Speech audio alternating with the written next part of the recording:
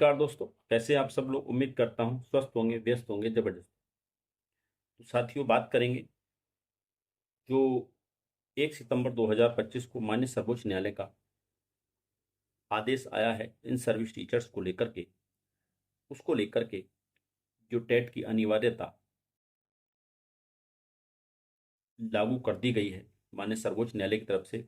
2 साल का उसमें समय दिया गया है कि जो भी अब तक इन सर्विस टीचर हैं, यानी जो 2015 से पहले ज्वाइन हो चुके हैं, जिनकी सर्विस लग चुकी है, उन सभी को अपनी न्यूनतम जो अर्हताएं हैं वो कंप्लीट करने के लिए समय दिया गया था 4 वर्ष का।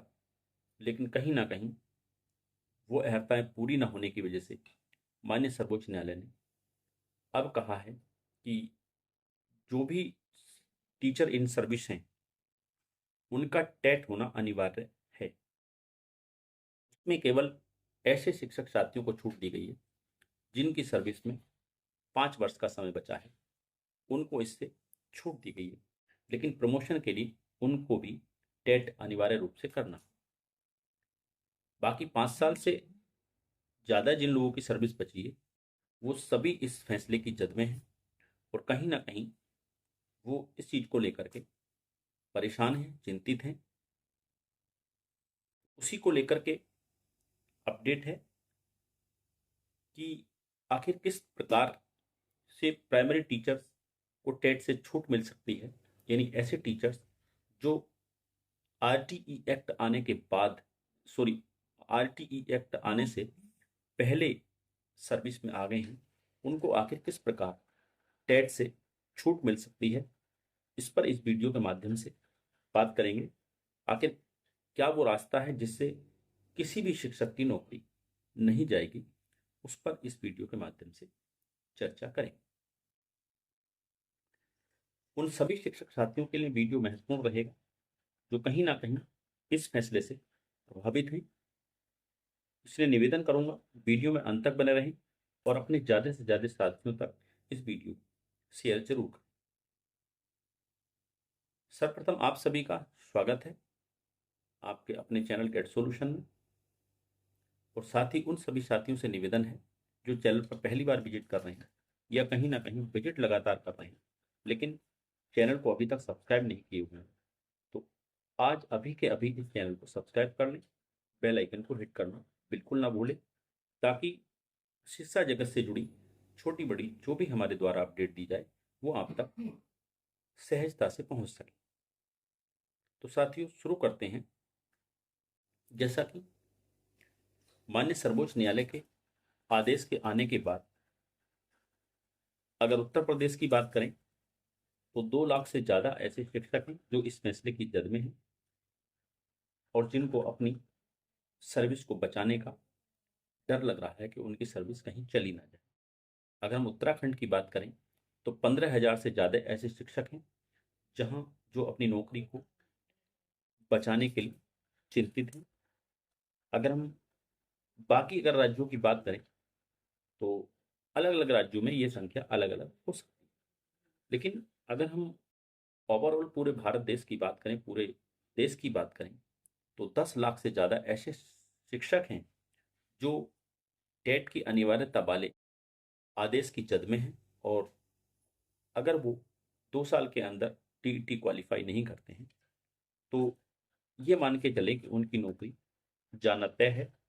वो या तो खुद से रिजाइन करेंगे या सरकार उनको रिटायर्ड कर देगी, ऐसा माननीय सर्वोच्च न्यायालय का आदेश। इसके विरोध में लगातार जो है, जो शिक्षक संघ है वो लगातार अपनी आवाज को बुलंद कर रहा है और 17 तारीख को कल के दिन एक बड़े आंदोलन की तैयारी की बात भी कही जा रही है, देशव्यापी आंदोलन की बात कही जा रही है। सभी राज्यों में जो शिक्षक हैं वो कहीं ना कहीं, जो शिक्षक संघ के लोग हैं वो कहीं ना कहीं अपनी मांगों को उठा रहे हैं और लगातार सरकार से मांग कर रहे हैं कि जो ये अनिवार्यता हम पर थोप दी गई, यानी कि उनका कहना यह है कि जिस समय हम सर्विस में आए थे उस समय हमने जो भी टीचर बनने के लिए जो अर्हताएं थीं वो हमने कंप्लीटली, मिनिमम क्वालिफिकेशन जो उस समय थी वो हमने पूरी तरह कंप्लीट की और उसके बाद ही हम शिक्षा में आए। कहीं ना कहीं ये बात उनकी अपनी जगह सही है। साथ ही वो ये भी कहते हैं कि आरटी एक्ट 2009 में आया, तो जब 9 में आरटी एक्ट आया है और 10 के बाद ये लागू हुआ है, तो जाहिर सी बात है कि जो ये टेट की अनिवार्यता भी आरटीई एक्ट 2009 में है, और एनसीटी का गजट जो 2010 में आया है वो इस चीज में उल्लेख करता है। तो जाहिर सी बात है कि ये उन्हीं लोगों पर लागू होना चाहिए जो 2010 के बाद सर्विस में आए, उन पर ये योग्यता मिनिमम ग्रुप में लागू होनी चाहिए। इसी हद तक उनका तर्क अपनी जगह सही है। शिक्षकों का ये भी कहना है कि अगर हम पर टेट की अनिवार्यता थोप दी जा रही है, हमसे टेट कराने की बात कही जा रही है, तो जजेज जो इस निर्णय को दे रहे हैं उनसे कहें कि वो क्लैट की जो परीक्षा है वो क्वालिफाई करके दिखाएं। तो इस तरह की बहुत सारी चीजें निकल के आ रही। बहरहाल जो रास्ता है कि किस तरीके से शिक्षकों की नौकरी बच सकती है, उसके केवल दो ही रास्ते हैं। एक रास्ता कि आप जो माननीय सर्वोच्च न्यायालय का आदेश आया है उसको मानते हुए इन 2 साल के बीच में अपना टेट या सी टेट क्वालिफाई करें, जो कहीं ना कहीं शिक्षकों को मुश्किल नजर आ रहा है। उनको लग रहा है कि हम 20-20, 25-25 साल सेवा दे रहे हैं, देते आ रहे हैं, अब हम एकदम से इस पेपर को कैसे निकाल पाएंगे, कैसे इसकी तैयारी कर पाएंगे। हमारा जो किताबों से टच है वो लगभग ना के रहा है, स्टडी के रूप में, पढ़ाने के रूप में नहीं कह रहा, क्योंकि जो पढ़ा रहे हैं वो अलग चीज़ है, लेकिन जो स्टडी की बात करें तो स्टडी के हिसाब से उनके जो टच है किताबों से वो 20-20 साल से दूर है। तो उस चीज़ को लेकर कहीं ना कहीं शिक्षकों में ये चिंता और डर का माहौल है कि शायद हम ये परीक्षाएं नहीं निकाल पाएंगे। तो ये रास्ता कहीं ना कहीं शिक्षकों को मुश्किल नजर आ रहा है। दूसरे रास्ते की बात करें तो आंदोलन का रास्ता है। रिव्यू की बात लगातार निकल कर आ रही थी, लेकिन अभी हम बात करें तो लगभग 15 दिन इस मामले को हो चुके हैं। आज 16 तारीख है, 1 तारीख में फैसला आया है, तो 15 दिन हो चुके हैं, लेकिन अभी तक माननीय सर्वोच्च न्यायालय में रिव्यू नहीं गया है। तो ना जाने के पीछे रिव्यू में कारण यही है कि कहीं ना कहीं जो शिक्षक संघ है वो कहीं ना कहीं ये समझ पा रहा है कि अगर जल्दबाजी में अगर मामला रिव्यू में चला जाते हैं हम, तो कहीं ऐसा ना हो कि हमारा रिव्यू खारिज हो जाए और हमें कुछ ना हो। तो जल्दबाजी में कुछ करने के मूड में अभी शिक्षक संघ नहीं है कानूनी तौर पर। तो रास्ता बचता है आंदोलन का, और आंदोलन के जरिए जो केंद्र सरकार है उस पर दबाव बनाया जाए और केंद्र सरकार से मांग की जाए कि जो आपका 2017 में आपने जो अमेंडमेंट किया है, जिसको आधार बनाते हुए माननीय सर्वोच्च न्यायालय ने 1 सितंबर का जो ऑर्डर आया है, वो 2017 में जो सरकार का जो अमेंडमेंट हुआ है उसको लेकर के ही आधार मानते हुए माननीय सर्वोच्च न्यायालय ने ऑर्डर दिया है। क्योंकि उसमें जो अमेंडमेंट किया गया है वो आरटीई एक्ट की जो धारा 23 है उसके सेक्शन 2 में जो छूट दी गई हैं मिनिमम क्वालिफिकेशन को लेकर के, उनको वापस ले लिया गया है। और जो धारा 23 के सेक्शन 1 में जो मिनिमम क्वालिफिकेशन की बात कही गई है उनको पूरा करने की बात कही गई है 4 वर्ष में, यानी कि 2021 तक वो पूरी कर लेनी चाहिए थी। तो सरकार से मांग ये करनी चाहिए, खासकर केंद्र सरकारी से, और अपनी राज्य सरकारों से बात ये करनी चाहिए, अपनी सरकारों से कहना चाहिए कि भाई आप केंद्र से बात करें हमारे पक्ष में इस बात को लेकर के कि जो 2017 का आपने अमेंडमेंट किया है उसमें एक छोटा सा अमेंडमेंट और कर दो कि उसमें ये क्लोज खोल दो कि 2011 से पहले जो भी टीचर इन सर्विस हो चुके हैं, सर्विस में आ चुके हैं, उनको इससे छूट दी जाती है। यानी 2011 से बाद में जो भी टीचर, जो भी शिक्षक इन सर्विस हुए हैं, सेवा में आए हैं, उन लोगों पर टीटी की बाध्यता आप कर दीजिए, उनको आप फ्री कर दीजिए।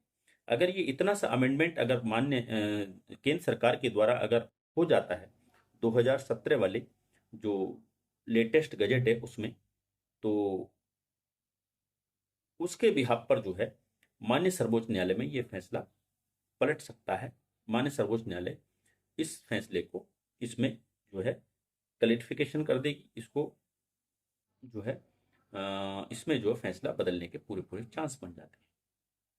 तो ये एक रास्ता है। हालांकि रास्ते दोनों मुश्किल हैं, क्योंकि आप जानते हैं जो सरकारें हैं वो ढीठ सरकारें होती हैं। उनको फर्क नहीं पड़ता कि किसकी नौकरी जाती है किसकी नहीं जाती है, उनको फर्क होता है केवल अपनी राजनीति से।